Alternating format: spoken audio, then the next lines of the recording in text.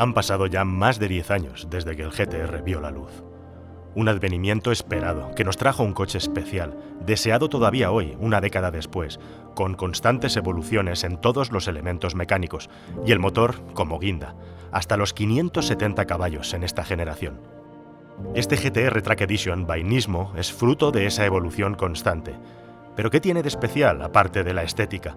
Las mismas suspensiones del Nismo y las míticas llantas Rey Wheels de 20 pulgadas de esta versión, que están forjadas, esa misma pieza de fibra de carbono en el alerón y el portón del maletero del Nismo. Este Track Edition es un mini Nismo con menos fibra de carbono, 30 caballos menos y también 60.000 euros que te ahorras en la factura respecto al unicornio de Nissan. Con doble turbo, 570 caballos y tracción integral, la forma de correr de este GT-R es tanto como te puedes imaginar o más.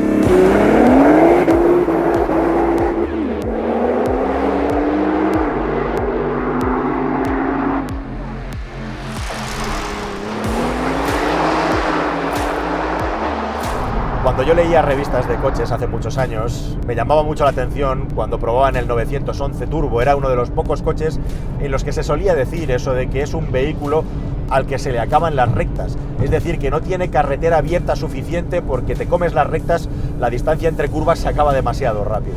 Bueno, pues con el GT-R he podido volver a experimentar de nuevo exactamente qué significa esa afirmación.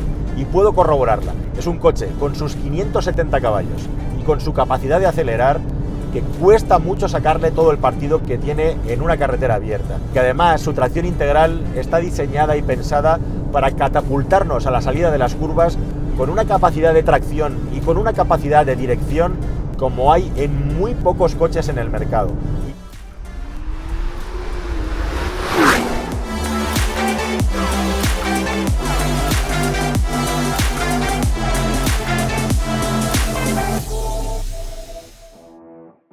Esto es un Eurofighter. Está diseñado para ser un avión de combate con la máxima superioridad en el cuerpo a cuerpo aéreo.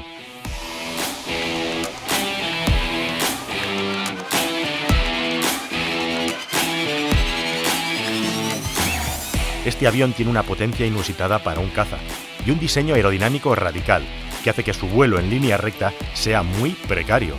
De hecho, el Eurofighter necesita de multitud de ordenadores que lo equilibran y balancean para mantenerse en el aire en un vuelo estándar, porque está diseñado para ser eficiente solo en las maniobras más extremas y radicales, las que otros aviones no alcanzan a cometer. El terreno estándar es su peor pesadilla.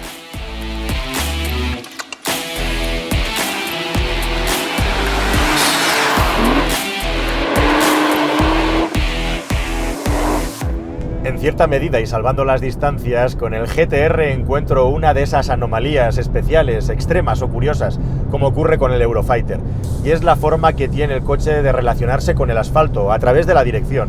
Tenemos un vehículo con una dirección, con una desmultiplicación, ya ves, absolutamente inhabitual. Es mega directo, hay muy poca desmultiplicación.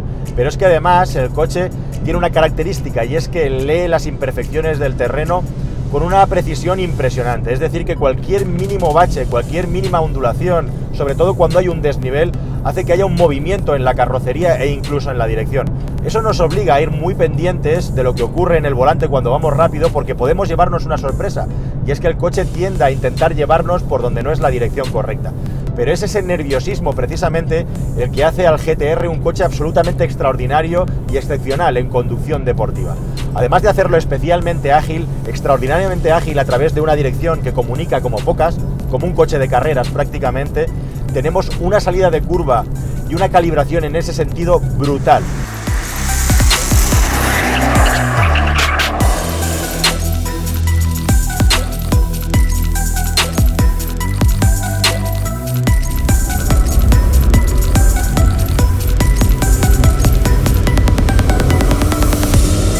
La tracción integral ahí, por supuesto, juega a nuestro favor. Y eso, unido a la precisión y al afinamiento del chasis, hace que tenga una capacidad para salir de curva con direccionalidad muy superior a la de cualquier coche de dos ruedas motrices, obviamente. Estamos incluyendo en esta categoría al Porsche 911. El GT-R, en ese sentido, es uno de los mejores deportivos del mercado.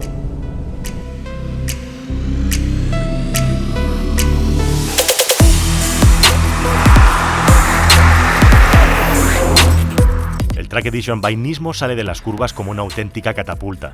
Su dirección es telepática y no hay vacíos molestos en el soplado de los turbos.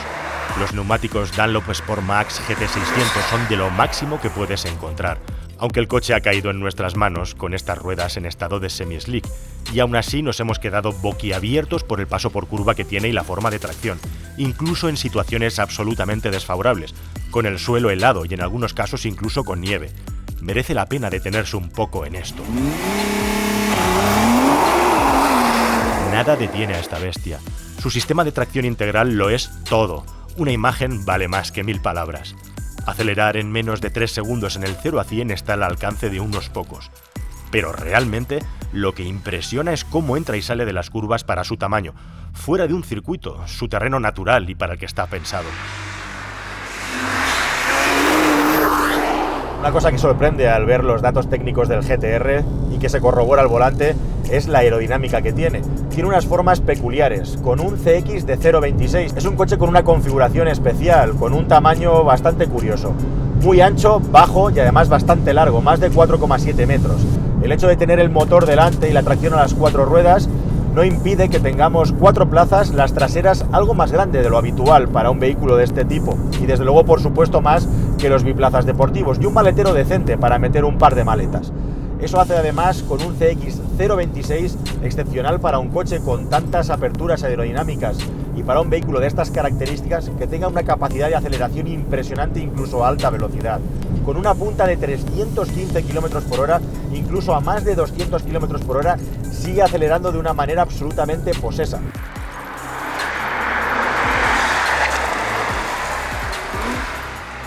El sistema de suspensión está gobernado por un equipo firmado por Bilstein con 3 regulaciones. Es exactamente el mismo que el del Nismo. Un Track Edition no merecía menos. Como puedes imaginar, la regulación más dura es solo apta para circuito o te sacará las muelas. El GTR, como no podía ser de otra manera, tiene una suspensión activa que podemos programar en 3 modos, al igual que la transmisión, de más o menos racing, y en cualquier caso es un coche que tiene una suspensión muy dura. Cualquier tipo de resalte hace que haya cierta agitación dentro de la carrocería y especialmente los baches y los guardias tumbados son insufribles. No porque roce de delante, eso está muy bien resuelto, no hay ningún tipo de problema a la hora de entrar y salir de los garajes. Es el peaje que hay que pagar para tener un coche con estas características tan deportivas en curva.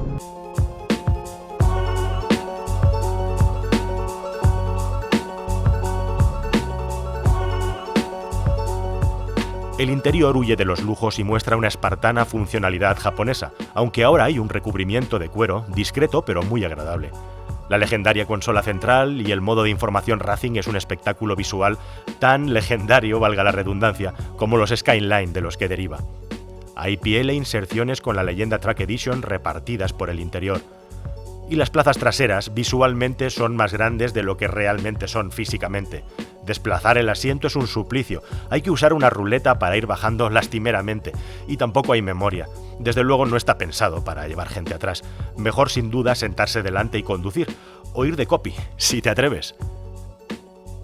Y hablando de características deportivas, en el puesto de conducción no se me ocurre otro calificativo que perfecto. Son unos asientos que sujetan perfectamente el cuerpo, están muy bien diseñados, pero que en ningún caso resultan especialmente incómodos para acometer viajes largos. En ese sentido, chapó, les doy un 10 directamente. Y una peculiaridad, la regulación del volante es muy amplia, podemos encontrar una posición de conducción perfecta, además con unas levas que caen en el lugar perfecto y que son solidarias al giro del volante, con la peculiaridad de que la regulación en altura y en profundidad tienen su propia palanca, de tal manera que hay una palanca para cada cosa, cosas de los japoneses.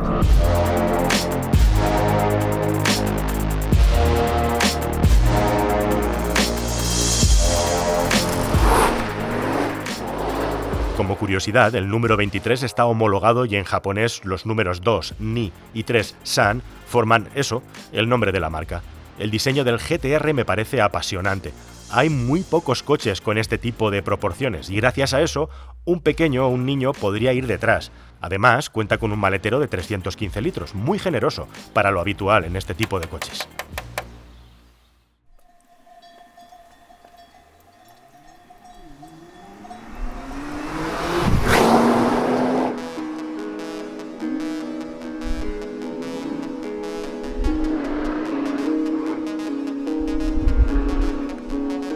No, desde luego el sonido del motor, aunque se oye gordo y fuerte, con escapes rematados en titanio como detalle, no llega al nivel de un V10 o un V12 deportivo como podemos encontrar en un Ferrari, en un Lamborghini, pero desde luego que al margen del sonido la diversión siempre está presente con la aceleración y compensa con creces el hecho de poseer esos dos turbocompresores.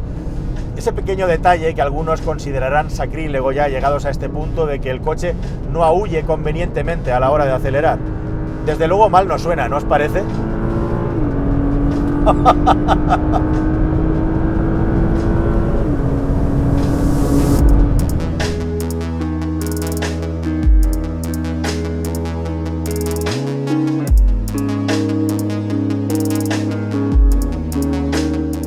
La cosa se vuelve interesante, o desconcertante según se mire cuando escuchas el GTR desde fuera. Además del rugido, al pasar lo que se oye es un sonido clarísimo a turbina, un soplido agudo e hiperintenso capaz de despeinar al que se atreva a acercarse. Los silenciadores son de titanio, y el equipo de sonido en el interior puede amplificar el ruido del motor. Pero ¿qué puedo decir de un coche con esta configuración? Motor en el eje delantero, caja de cambios atrás en una configuración transaxle y una tracción integral con diferenciales controlados electrónicamente que reparte la potencia hasta el 50% entre ejes. La caja de cambios está a la altura del conjunto. Tiene 6 relaciones y ya desde su concepción, allá en 2008, con doble embrague. Podemos llevarlo en modo manual, que nos va a permitir, si lo ponemos en programación Racing, aprovechar los cortes y llevar reducciones siempre al límite para tener la máxima aceleración posible, o podemos jugar con las levas en el volante y divertirnos. En todo caso, al ser un coche con doble turbo y tener tanta fuerza en bajas, nunca vamos a notar mermas de potencia, excepto que estemos buscando la máxima aceleración posible.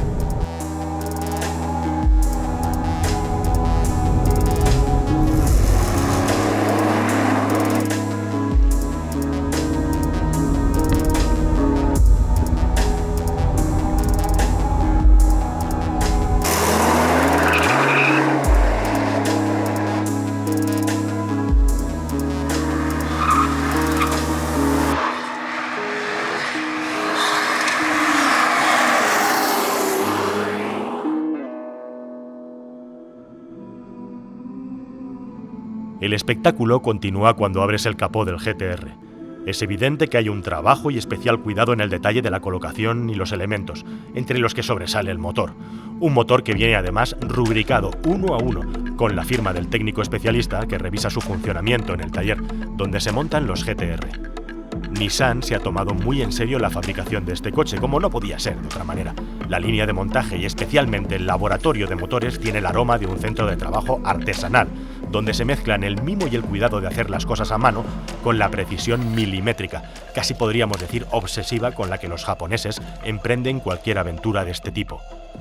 Los GTR y Nismo tienen un tratamiento especial no solo en fábrica, también en taller, lo que implica una hora de mano de obra también específica. Las caras de los técnicos lo dicen todo. Me gustaría saber qué está pasando por su cabeza ante el sentido de la responsabilidad de tener en tus manos el bien más preciado y deseado de todo un gran fabricante de automóviles. Y hablando del motor, como parece intuirse por la relación entre cilindrada y potencia, los consumos del GTR tienen el rango de posibilidades más grande que he conocido en un coche de calle. A punta de gas y con 1000 cuidados, de verdad obsesionado, he conseguido llegar hasta los 11 litros. Es inevitable, yendo muy despacio, quedarse en 12 casi siempre, y a partir de ahí no es complicado subir a los 15, 20, 30... En la prueba de montaña hemos llegado a los 50, a los 100, y hemos tenido que medir con precisión por dónde nos movíamos para no quedarnos tirados en medio de la montaña. Y en un circuito es posible gastar el depósito de 74 litros en menos de 100 kilómetros. Claro que para llegar a ese nivel ya tiene que ir a los mandos alguien a la altura del coche. Alguien, por ejemplo, como mi compañero Víctor Fernández. Bueno, Víctor, dos cosas que me han llamado la atención de este coche así, para empezar directamente. Uno, lo directa que es la dirección. Hay direcciones directas y luego están cosas como las de este coche. Y luego la capacidad que tiene de leer las irregularidades de la carretera, que al principio incluso pensaba que podía estar roto el coche de lo que se mueve. Bueno, básicamente eso está relacionado con el tipo de articulaciones que tiene, que son muy próximas o intentan ser similares o parecidas a las de un coche de competición, y eso es lo que hace que no haya prácticamente filtros entre lo que está ocurriendo sobre la carretera y lo que nosotros estamos percibiendo en el volante, la dirección. A eso le unes una cremallera que es muy rápida y directa y hace que el coche copie absolutamente todo lo que encontramos en la carretera y que nos esté informando permanentemente de qué es lo que está ocurriendo, ¿no? Y eso al final es lo que nos está dando también mayor precisión de guiado y conocimiento de por dónde estamos guiando el coche. Está claro que la dirección tiene muy poca desmultiplicación y que es muy precisa, pero es que cómo se mueve el coche. Para el peso que tiene, sorprende la agilidad que tiene. No es que la dirección solamente sea directa, a pesar de que tiene un peso que podríamos decir que roza lo exagerado. Yo creo que esa es una de las cosas que me ha llamado la atención de un coche como el GTR, que con tanto volumen, con tanta masa que desplaza y siendo un coche pesado, porque al final no deja de ser un coche pesado, 1800 kilos. Consiga moverse con esa agilidad, ¿no? O sea, la sensación que nosotros percibimos al volante al final es de mucha ligereza, unos movimientos muy ágiles, muy vivos, y nos transmite sensaciones, pues eso, de verdaderos de deportivo, aunque inicialmente a simple vista su tamaño nos dijera que está completamente apartado a lo que sería un deportivo estándar, ¿no? Son todo componentes de un coche, digamos, derivado o pensado para la competición, y luego está el tema de la tracción integral, que es otro punto y aparte que marca la diferencia en este coche. ¿Podrías decirme algún detalle más? Porque hay transmisiones totales, como puede ser la de un Porsche 911 o cualquier otro tipo de vehículo, digamos, premium, pero en este caso se ha ido un paso más allá. Bueno, básicamente estos señores de Nissan lo que han hecho en el GTR es llevar su transmisión total a una evolución que incide directamente en el comportamiento y en las reacciones que tiene el coche y en la eficacia que nos está ofreciendo el coche. Aparte de los diferenciales que tiene un trabajo electrónico de la gestión de esos diferenciales que hace que en todo momento los sensores estén copiando qué es lo que nosotros le estamos pidiendo al coche a través del volante, a través del acelerador, a través de cómo aceleramos, a través de cómo giramos, y todo eso hace que haya un enanito ahí dentro que nosotros no estamos viendo cómo está funcionando, pero que en definitiva nos está dando la respuesta que nosotros queremos, de tal manera que nos está ayudando a aportarnos una mayor eficacia tanto en situaciones de subviraje como en situaciones de sobreviraje, es decir, el propio eje trasero desliza de manera que nos ayuda a inscribir el morro con más facilidad donde queremos, e incluso aquellos que lleguen un punto más allá y bueno, pues puedan llegar incluso a desconectar las ayudas electrónicas, cómo nos ayuda incluso a deslizar y a divertirnos más al volante. De hecho, una de las cosas que sorprende en este coche es cómo es capaz de poner toda la potencia en el suelo y cómo, aparte de que la tracción total nos está ayudando en las reacciones del coche, cómo también nos está dando capacidad de tracción. Es decir, nosotros lo que estamos percibiendo es que el coche lo guiamos más fácilmente por donde nosotros queremos, pero al mismo tiempo está ganando muy eficazmente velocidad. Estamos notando cómo todo lo que nosotros estamos acelerando, el coche lo está transmitiendo al asfalto, y eso es lo que hace al final que un coche, como comentábamos antes, tan grande y en teoría más pesado de lo que sería un deportivo al uso, pues declare una aceleración de 0 a 100 en solo 2,8 segundos. Sí, sí. También va que algunos dicen por ahí, en plan como una crítica o despectivo, que es un coche demasiado fácil de conducir, que pierde un poco pureza de la conducción. ¿Tú estás de acuerdo con ese planteamiento? Bueno, esa es una buena pregunta porque a mí alguna vez me lo han comentado y yo siempre he dado la misma respuesta. Obviamente es un coche que por todo este trabajo de la transmisión, por la puesta a punto del chasis, por lo directo que es en sus reacciones, por lo noble que lo percibimos una vez que vamos conduciéndolo, la sensación que tenemos es de que es un coche fácil, nos permite realmente conducirlo con mucha facilidad rápido. La cuestión es, ¿fuiste todo lo rápido que es capaz de llevarte el coche? Y ahí es donde la cosa se complica un poco más. Es decir, el coche nos permite muy fácilmente ir muy rápido, pero cuando queremos llevarlo realmente hasta los límites que es capaz de ofrecernos, ya tenemos que ir haciendo todas las cosas con mucha precisión y muy bien. A esto obviamente le añadimos las ayudas electrónicas, ¿no?, que son otra parte fundamental para ayudarnos a conducir este coche con mucha más facilidad. tenemos la opción de desconectarlas. Con ellas desconectadas notamos que la cosa es un pura sangre al que de pronto le estamos picando más con las espuelas, ¿no? Entonces, si sabemos cómo domarlo, perfecto, pero si no sabemos cómo domarlo, ojo que tan fácil no nos va a resultar. Yo la sensación que me quedo conduciéndolo es que es como un coche que junta lo bueno de un vehículo con tracción trasera y lo bueno de un vehículo con tracción integral. O sea, que no perdemos con la tracción integral, digamos, esa parte también de juego del eje trasero, aunque todo sea muy perfecto y muy redondo.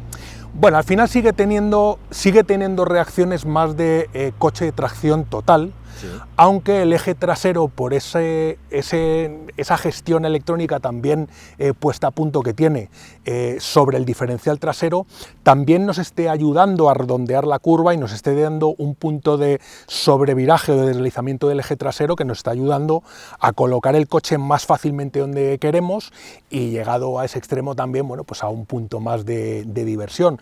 Durante toda la prueba, y teniendo en cuenta la potencia que tiene, hablar quizá de que es un coche barato es un poco absurdo, pero si lo comparas con los vehículos con los que compite, sí que lo es, aunque ha crecido mucho de precio. Y durante toda la prueba estoy pensando Porsche 911, Porsche 911, Porsche 911. En conducción deportiva real, ¿es mejor que un 911 Turbo, este GTR? Así directamente te lo pregunto. Bueno, yo creo que depende de la circunstancia y del sitio. Yo creo que lo que tenemos en el GTR respecto a un 911 es que a igualdad de precio, básicamente nos está ofreciendo un chasis muy equilibrado, con una tracción total que un 911 Carrera o Carrera S obviamente no tiene, y una potencia que no nos está ofreciendo Porsche. Es decir, para que Porsche nos lleve a los 570 caballos de los que hablamos en este coche, nos tenemos que ir a hablar de una versión turbo que cuesta claramente mucho más. ¿Cuál sería la ventaja de un Porsche, entiendo, respecto al GTR? En definitiva, su ligereza. Y eso, cuando nosotros nos metemos a rodar de una forma exigente, al límite, todo eso se deja notar y se deja sentir. En cualquier caso, repito, con el tema de la eficacia de la transmisión, lo sorprendente es cómo estos señores de Nissan han conseguido situar a ese nivel un coche aparentemente con todas las adversidades, ¿no?, respecto a lo que sería un 911. La elección es difícil, ¿no? Depende ¿Cuál te quedarías? un poco de lo que... Bueno, para ti, para tu gusto personal. Mira, yo si fuera probablemente para rodar con asiduidad en circuito o incluso en el día a día, yo creo que la sensación de ligereza que tú sientes en un Porsche, al final, como decía Colin Chapman, no me des caballos, quítame peso, ¿no? Pero vuelvo a decirte, qué difícil elección, ¿no? Porque a igualdad de precio, las aceleraciones que tiene este coche no te las está dando. Eso te iba a decir. Un Porsche. ¿Y cómo corre? O sea, es que es brutal. Y además, es evidente, tiene dos turbos, hay un pequeño lag, pero no te molesta ni te interfiere en la conducción deportiva, con las levas perfectamente solidarias con el volante. O sea, y realmente con la posición de conducción te sientes absolutamente integrado dentro del coche. Y cómo corre, es que es impresionante. Sí, lo que decíamos antes, o sea, al final lo que más te llama la atención cuando tú llevas ya un ratito con el GTR y le estás buscando las cosquillas es, ojo, este coche era tan grande, 4,7 metros, 1800 y pico kilos, ¿cómo es posible, no? Si lo siento tan ligero, lo siento tan fácil de conducir y tan ágil.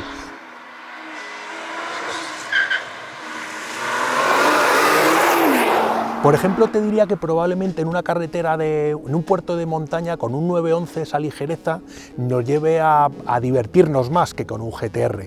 Otra cosa también te diría que fuera que si nos metemos en circuito, ¿no? En circuito, ahí ya toda la potencia que tiene, tanta distancia entre ejes, ese tamaño que tiene, acaba pudiéndose o convirtiéndose en un aliado que juega a favor del GTR, ¿no? Entonces, un poco la elección es difícil porque también depende un poco de nuestros gustos y de lo que queramos. Ruido de la transmisión, olor a gasolina, olor a aceite, calor en el interior hasta asarte cuando se exprime a fondo, todo en el GTR parece emular las sensaciones de un coche de carreras. Algunos opinan que son máquinas excesivamente delicadas, poco fiables y dependientes de la tecnología que llevan, que son demasiado perfectos y fáciles de conducir, cuando están bien mecánicamente. Sin duda es un coche delicado, pero después de conducirlo intensivamente solo puedo decir que el GT-R es un deportivo fabuloso, aunque racionalmente sea complicado de defender para la carretera abierta y el día a día. Me consta que sus clientes habituales son asiduos a los circuitos. Algunos los compran solo para tenerlos aparcados allí. Sea como sea, hay que agradecer que Nissan haya hecho una máquina tan especial a un precio ridículamente alto para el estándar medio, pero ridículamente bajo para lo que ofrece su competencia. En el caso que nos ocupa, 126.000 euros. La gran cuestión que orbita alrededor de la reflexión final es qué puede hacer Nissan para mejorar esto. ¿Rediseñar el coche y reducir su tamaño para bajar aún más el peso? ¿Mantener tamaño pero usar masivamente el carbono a costa de disparar el precio? ¿Aumentar la potencia sin más? ¿Hacerlo mediante una electrificación parcial? Cualquiera de estos planteamientos sugiere un escenario difícil, complicado, pero no imposible. Sea cual sea la decisión, lo único que le pedimos a Nissan es que, por favor, no dejen nunca de hacerlo.